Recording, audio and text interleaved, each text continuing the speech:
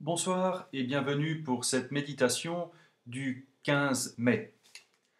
Entrons dans ce temps de prière avec ce cantique tiré du livre de l'Apocalypse.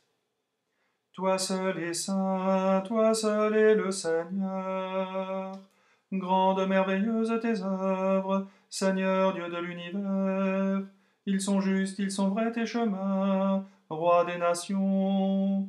Qui ne te craindrait, Seigneur, à ton nom qui ne rendrait gloire. Oui, toi seul es saint, oui, toutes les nations viendront et se prosterneront devant toi. Oui, ils sont manifestés tes jugements. Toi seul es saint, toi seul est le Seigneur. Nous écoutons la parole de Dieu pour ce soir dans la première épître à Timothée, au chapitre 3. Voici une parole certaine. Si quelqu'un souhaite la fonction de dirigeant dans l'Église, il désire une belle tâche.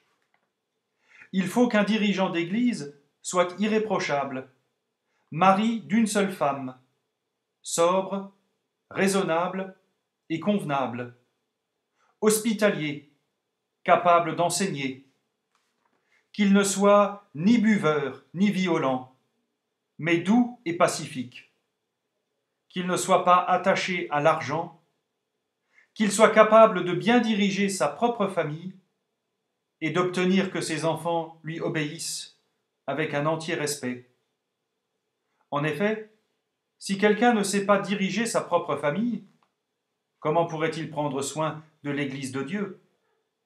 Il ne doit pas être récemment converti, sinon il risquerait de s'enfler d'orgueil et de finir par être condamné comme le diable.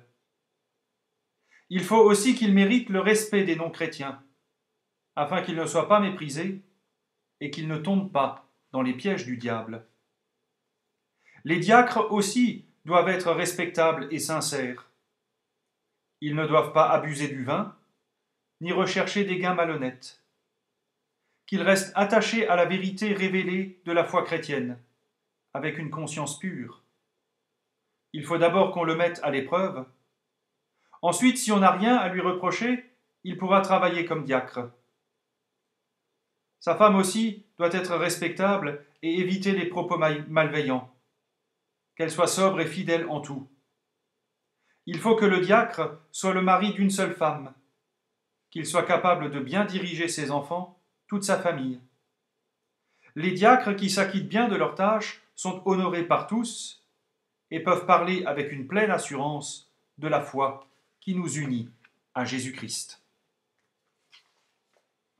Et pour accompagner ce texte, une méditation d'Esther Lenz. Comment faut-il tenir sa maison? Quel degré de rangement, de propreté est nécessaire pour dire qu'une maison est bien tenue? Est-ce parce que je ne range pas mon chez-moi que mon lieu de travail sera désordonné pour autant? Il en va presque de même quand il s'agit des choix de vie des chrétiens. Comment pouvons-nous témoigner de Dieu si notre vie ne reflète pas sa volonté? Quelles concessions faire à l'évolution du monde? Que garder d'immuable dans nos convictions éthiques?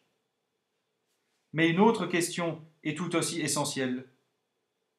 Comment témoigner de la grâce si je ne suis pas sûr d'en avoir besoin au cœur de ma propre vie? Comment ne pas tomber dans un pharisaïsme ou un moralisme mortifère? Comment ne pas vivre de l'illusion que c'est à partir de mes propres forces ou de mon propre exemple que j'annonce la grâce absolue de celui qui est mort sur la croix? Nos vies sont d'abord le reflet de la grâce reçue, éprouvée et partagée, jusque dans leur imperfection. C'est dans la reconnaissance, mais aussi dans la repentance et la prière, que nous pouvons les mettre au service de l'annonce de la parole, quels que soient nos aménagements intérieurs. Et nous voulons répondre à cette parole avec les mots du Magnificat. Le Seigneur fit pour moi des merveilles, saint est son nom. Mon âme exalte le Seigneur, exulte mon esprit en Dieu mon Sauveur. Il s'est penché sur son humble servante, Désormais tous les âges me diront bienheureuse. Le puissant fit pour moi des merveilles, saint est son nom. Son amour s'étend d'âge en âge sur ceux qui le craignent. Déployant la force de son bras, il disperse les superbes. Il renverse les puissants de leur trône, il élève les humbles. Il comble de bien les affamés, renvoie les riches les mains vides.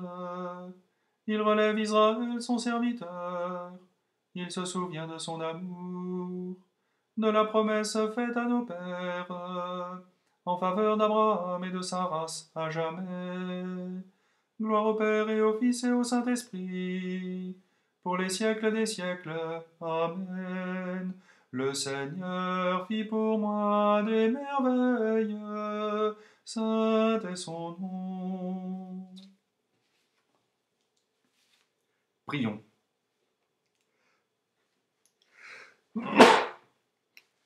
Excusez-moi.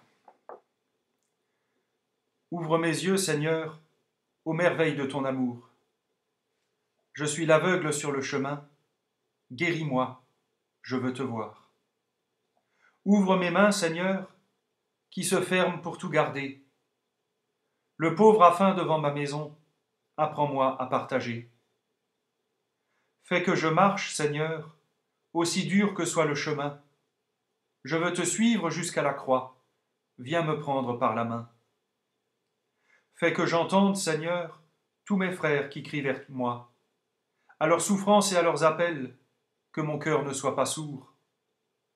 Garde ma foi, Seigneur, tant de voix proclament ta mort. Quand vient le soir et le poids du jour, ô Seigneur, reste avec moi. Et ensemble nous pouvons prier, notre Père, qui es aux cieux. Que ton nom soit sanctifié, que ton règne vienne, que ta volonté soit faite, sur la terre comme au ciel. Donne-nous aujourd'hui notre pain de ce jour. Pardonne-nous nos offenses, comme nous pardonnons aussi à ceux qui nous ont offensés. Et ne nous laisse pas entrer en tentation, mais délivre-nous du mal, car c'est à toi qu'appartiennent le règne, la puissance et la gloire, pour les siècles des siècles. Amen.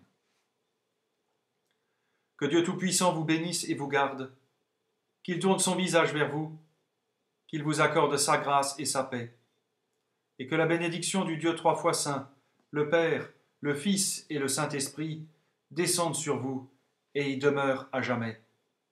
Amen. À toutes et à tous, bonne soirée